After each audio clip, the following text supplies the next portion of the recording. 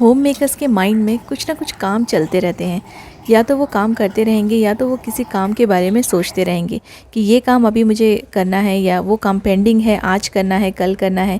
ये सारी चीज़ें ना हमारे दिमाग में कंटिन्यूसली घूमती रहती है और हम लोग कभी भी 100% रिलैक्स नहीं कर पाते हैं।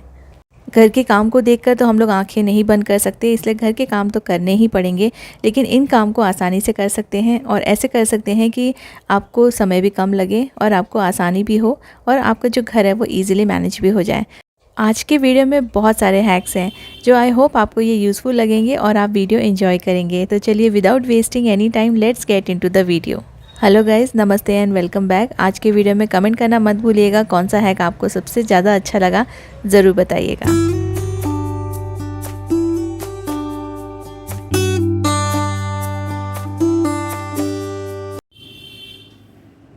शुरुआत करते हैं एक बहुत ही हेल्दी और टेस्टी रेसिपी से। तो आजकल मीठा बहुत सारे लोग अवॉइड कर रहे हैं। मीठा जो वाइट शुगर होती है ना, वो हमारे हेल्थ के लिए अच्छी भी नहीं होती है। लेकिन आज मैं एक बहुत हेल्दी स्वीट डिश बनाने वाली हूँ जिसमें वाइट शुगर बिल्कुल भी नहीं जाएगी और ये बड़े से लेके बच्चे भी खा सकते हैं और बिना गिल्ट फील किए आप इसे कितना भी चाहे खा सकते हैं। इसकी पूरी रेसिपी मैं आपको डिस्क्रिप्शन में दे दूँगी। जितनी भी क्वांटिटी मैं यूज़ कर रही हूँ उसके अकॉर्डिंग आप इसे बना सकते हैं। तो सबसे पहले मैंने मिल्क में रात भर ये डेट्स को सोक करके रख दिया था और इसे मैंने फ्रिज में ही रखा था क्योंकि दूध बाहर रखेंगे तो ख़राब हो सकता है। इसको 5-6 घंटा अच्छे से सोक करना है क्योंकि अगर आप ये डेट्स को ऐसे ही ग्राइंड करेंगे तो ये ठीक से ग्राइंड नहीं होगा, इसलिए इसे सोक करना ज़रूरी है और मिल्क में ही सोक कीजिए, इससे इसका टेस्ट भी ख़राब नहीं होगा। तो मैंने सारे सीड्स अलग कर दिए हैं और जो दूध था जिसमें ये सोक किया हुआ था उसको भी मैं यहाँ पर यूटिलाइज़ कर रही हूँ ग्राइंड करने के लिए। इससे ईज़िली ये ग्राइंड हो जाएगा। मिल्क के साथ साथ इसमें मैं डाल रही हूँ सिनेमन पाउडर और आपको अगर अच्छा लगता है तो आप इसमें इलायची पाउडर या इलायची भी डाल सकते हैं। तो वो इजीली अगर आप पूरी इलायची डाल रहे हैं तो इसमें आराम से ग्राइंड हो जाएगी। और इसमें मैंने जो ड्राई कोकोनट होता है वो डाल दिया है। ये ऑप्शनल है, अगर आपको अच्छा नहीं लगता है कोकोनट तो आप इसे माइनस भी कर सकते हैं। और 4 से 5 चम्मच मैंने यहाँ पे कोको पाउडर या चॉकलेट पाउडर डाल दिया है। कोको पाउडर जो होता है वो अनस्वीटेंड होता है तो इसमें बिल्कुल भी शुगर नहीं होती है, इससे आप इसे ऐड कर सकते हैं। और इसको ग्राइंड करने के बाद ये पूरा रेडी हो गया है। अब इसे ना आप किसी भी बाउल में निकाल लीजिए, जो बाउल आप फ्रिज में रख सकते हैं। तो मैंने यहाँ पे कांच का बाउल लिया है। इसको ऊपर से अच्छे से आप स्मूथ कर दीजिए और इस पर जो भी ड्राई फ्रूट्स आपको पसंद है वो डाल दीजिए। मैं यहाँ पर वॉलनट्स यूज़ कर रही हूँ। वॉलनट को मैंने थोड़ा सा रोस्ट किया है और इसके ऊपर स्प्रेड कर दिया है। इसको आप 3 से 4 घंटे के लिए फ्रिज में सेट होने के लिए रख दीजिए और आपका बहुत ही हेल्दी बिना शक्कर के चॉकलेट मूस रेडी है। इसको जितना चाहें आप खा सकते हैं। घर चाहे कितना भी बड़ा हो और वार्डरोब कितने भी बड़े हों, कहीं ना कहीं स्पेस कम पड़ जाता है। उसका एक रीज़न ये भी होता है कि हम ना कपड़े ठीक से फ़ोल्ड नहीं करते हैं। अगर सभी कपड़े प्रॉपर्ली फोल्डेड रहेंगे तो वो कम स्पेस में भी आप इसको स्टोर कर सकते हैं। जैसे ये जो बड़े बड़े टॉवल्स होते हैं, बाथ टॉवल्स होते हैं, ये इतने बड़े होते हैं कि काफ़ी ज़्यादा स्पेस ले लेते हैं। इनको फ़ोल्ड करने के लिए देखिए आप एक कॉर्नर को ऐसे फ़ोल्ड कर लीजिए, एक ट्रायंगल बन जाएगा और फिर ये वाला पोर्शन है ना, इसको भी आप अंदर की तरफ फ़ोल्ड कर लीजिए। फिर इसको पलट लीजिए और जो एंड वाला पोर्शन है, जो रेक्टेंगल शेप का जो पोर्शन है, वहाँ से आपको इसे रोल करना स्टार्ट करना है। थोड़ा टाइटली रोल कीजिए सो डैट आपका जो टॉवल है वो बिल्कुल अच्छे से ये टाई हो जाए और ये ओपन ना हो। और जो इसका जो कॉर्नर का जो ये पोर्शन है ना, इसको अंदर की तरफ आप टक कर लीजिए। इतने अच्छे से फोल्ड होगा कि आप कितना भी झटकेंगे, कितना भी पटकेंगे ना, ये टॉवल बिल्कुल भी ओपन नहीं होगा।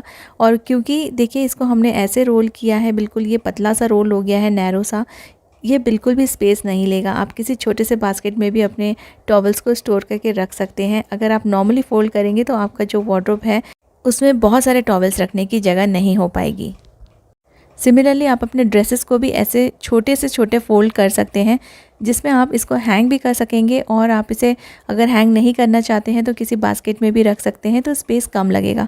सबसे पहले आप जैसे हम लोग शर्ट वगैरह फ़ोल्ड करते हैं वैसे आप कुर्ते को फ़ोल्ड कर लीजिए। और कुर्ते को फ़ोल्ड करने के बाद ना ऐसे 3/4 में आप इसको फ़ोल्ड करेंगे और जो उसका पैंट है वो इस तरह से फ़ोल्ड कीजिए कि वो बिल्कुल कुर्ते के अंदर आए। और जैसे हम कुर्ते को फ़ोल्ड करेंगे ना तो पैंट नहीं दिखना चाहिए। सेम वे में आप दुपट्टे को भी फ़ोल्ड कीजिए, बिल्कुल तीनों के साइज़ सेम होना चाहिए। फिर आपने ऐसे कुर्ते को फ़ोल्ड कर लेंगे ना तो ये पूरा का पूरा सेट एक ही साथ फ़ोल्ड हो जाएगा और बहुत कम स्पेस लेगा आपके वार्डरोब में। इनफैक्ट आप इसे कहीं भी रख सकते हैं और आप इसे हैंग भी कर सकते हैं।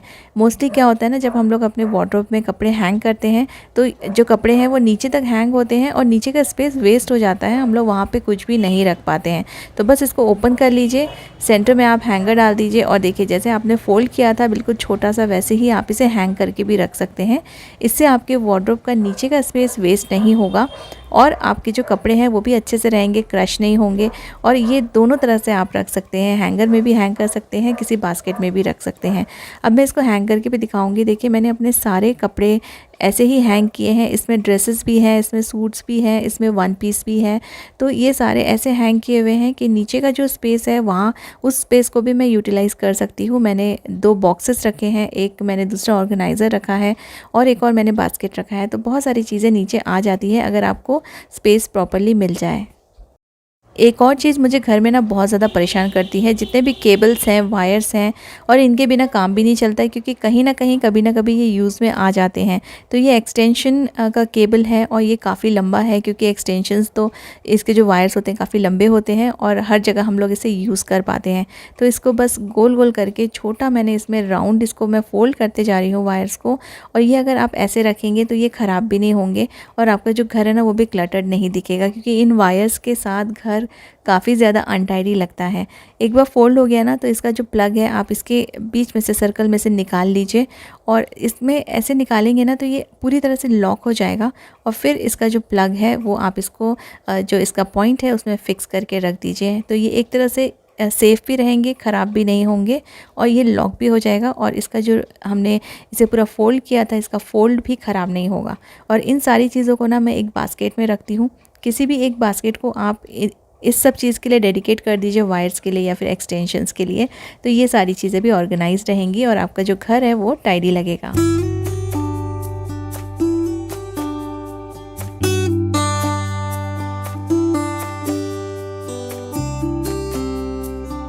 मेरे हस्बैंड के बेल्ट्स हैं तो इनको मैं नॉर्मली हैंग करके ही स्टोर करना पसंद करती हूँ क्योंकि ये फिर कम स्पेस लेते हैं।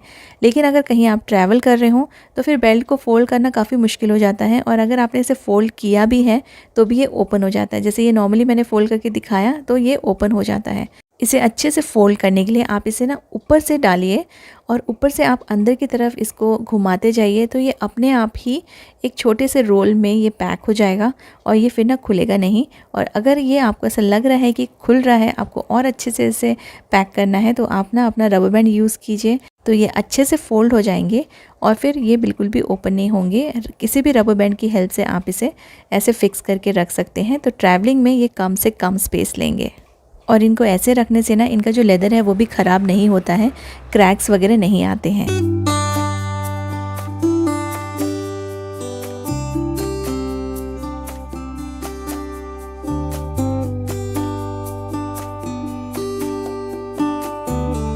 किचन के कुछ काम ऐसे होते हैं जिसमें बेमतलब का ही हमारा टाइम वेस्ट हो जाता है। जैसे क्लिंग फिल्म को ओपन करने में इसकी जो ओपनिंग है उसको सर्च करने में बहुत ज़्यादा टाइम वेस्ट हो जाता है और कई बार हम लोग ना स्ट्रगल बहुत ज़्यादा करते हैं इसको ओपन करने में।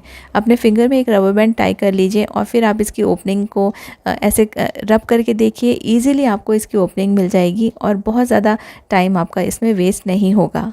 तो अपने किचन में ये वाला हैक ज़रूर ट्राई करके देखिएगा। कुछ चीज़ें एक्चुअली बहुत इजी होती है, अगर हम कोई ट्रिक अपनाएं तो बहुत आसानी से उस काम को कर सकते हैं।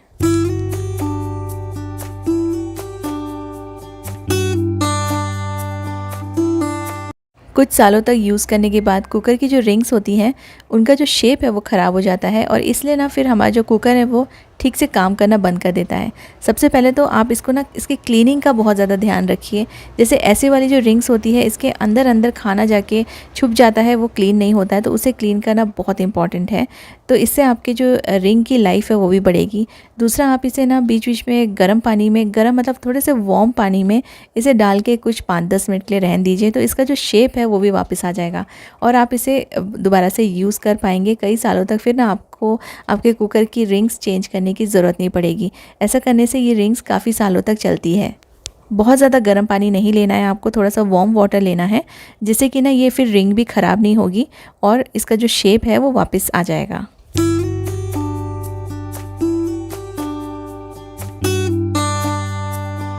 ग्रीन वेजिटेबल्स खाने में तो बहुत मज़ा आता है, लेकिन इनको तोड़ने में बहुत ज़्यादा टाइम वेस्ट हो जाता है। अभी ठंड आ गई है तो मेथी वगैरह काफ़ी आएंगे और मेथी को तोड़ने में बहुत टाइम लगता है।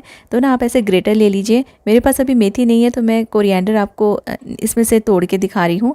बस आपको मेथी की जो डालियाँ हैं या कोई भी ग्रीन वेजिटेबल की जो डाली है उसको आपको ऐसे निकालना है और जो लीव्स है ना वो ऐसे निकल जाएगी बहुत ही आसानी से और बहुत जल्दी से आप अपने जो ग्रीन वेजिटेबल्स है उसको तोड़ पाएंगे।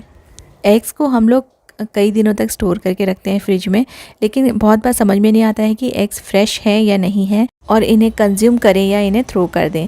तो आप एग को टेस्ट कर सकते हैं। एक ग्लास पानी लीजिए, आप कोई भी ट्रांसपेरेंट ग्लास ले लीजिए, उसमें पानी डालिए और फिर एग को आप उसमें डिप कीजिए। अगर ये एग फ्लोट हो रहा है तो जो एग है ना उसे आप थ्रो कर दीजिए, वो बिल्कुल भी फ्रेश नहीं है। अगर ये नीचे चला जाता है, पूरे बॉटम को टच करता है, तो ये काफ़ी अच्छा है, फ्रेश है और आप इसे कंज्यूम कर सकते हैं। तो ये टेस्ट आप घर में करके पता कर सकते हैं कि आपके यहाँ पे जो एग रखे हुए हैं वो फ्रेश है या नहीं। कोई भी पैकेट ओपन करने के बाद आजकल ऐसा हो रहा है ना कि चीज़ें बहुत जल्दी ड्राई हो जाती है, उसमें हवा लग जाती है या फिर फ्रिज में रखे रखे भी ड्राई हो जाता है।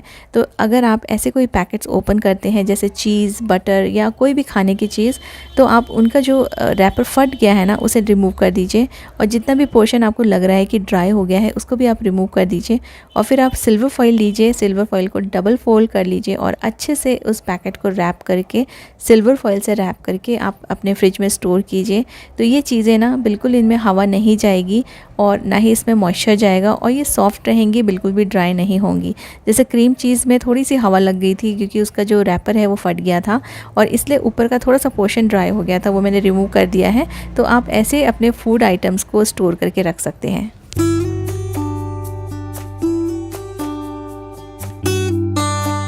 जमा हुआ बटर जब हम किसी भी कुकिंग में यूज़ करते हैं तो उसकी जो क्वांटिटी है वो समझ में नहीं आती है। जैसे अगर आप ब्रेड पे स्प्रेड करना चाहते हो तो ज़रूरत से ज़्यादा ही हम लोग यूज़ कर लेते हैं। तो बटर को यूज़ करने के पहले 1-8 घंटे पहले इसे आप रूम टेम्परेचर में रख दीजिए, जिससे कि ना ये वेस्ट नहीं होगा और आप जितना चाहिए उतना ही यूज़ कर पाएंगे। और क्योंकि जब बटर थोड़ा सा सॉफ्ट हो जाता है तो इसकी क्वांटिटी का अंदाज़ा हो जाता है। पिज़्ज़ा पास्ता बनाने के लिए हम लोग ऐसे इटालियन मसाले यूज़ करते हैं, ऑरिगेनो या फिर इस तरह के कई सारे मसाले रहते हैं जिसमें थोड़ा सा भी हवा चली जाए या मॉइस्चर चला जाए तो ये पूरे सॉगी हो जाते हैं और फिर ना इनमें धीरे धीरे कीड़े पड़ जाते हैं, फंगस लग जाता है। तो इनको आप स्टोर करके रखना चाहते हैं तो इसमें थोड़ा सा आप ड्राई जो राइस होता है उसको डाल के रखिए। थोड़ा सा डालिए, बहुत ज़्यादा डालने की ज़रूरत नहीं है, जिससे कि ना इसमें मॉइस्चर नहीं आएगा और ये सॉगी नहीं होंगे। और इनको आप रूम टेम्परेचर में ही स्टोर कीजिए, इसको फ्रिज में रखने की बिल्कुल भी ज़रूरत नहीं पड़ेगी। उम्मीद करती हूँ कि आज का वीडियो आपने एंजॉय किया होगा और ये सारी चीज़ें आप एक बार ज़रूर ट्राई करके देखिएगा और मुझे कमेंट करके बताइएगा कि कैसा लगा। Thank you so much for watching.